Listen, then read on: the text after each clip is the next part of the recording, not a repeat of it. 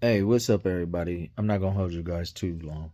Hey, I just want to say anybody that's a follower of Christ, that's following Jesus, should know the Bible for themselves. I mean, in this day and age, in 2023, I think it's very important for Christians to know the Bible for themselves. That way, you won't be deceived. You got so many people out here teaching false gospel, and it's very important, whether you're a pastor, bishop, a reverend, or even a mentor or whatever, what have you, even family or friends, it don't even matter. You should always want to know the word for yourself. You should always want to know the word for yourself. I'll give you an example. It was crucial. It was this guy, he was preaching, and he was saying that God is love, which is true. God is love. And if a man, in so many words, he was saying, if a man love another man, then and God is love, then who are we to stand in the way of that? And he said, if we don't accept that, then that is blasphemy. Now, come on, now, anybody, even a half Christian, even should know that that's a lie straight from the pits of hell.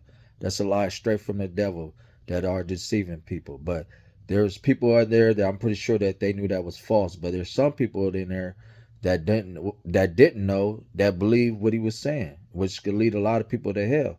So if you got discernment and you know the Bible yourself, if you know the word of God, then you would not be deceived. The Bible says my people perish for lack of knowledge. So I'm just telling you guys, it's always very important for you to know the word for yourself, because there's so many people out here deceiving a lot of people out here, and they have no clue they being deceived, and it leading them straight to hell. And also, God's word will never come back void. If God speak it, it shall come to pass.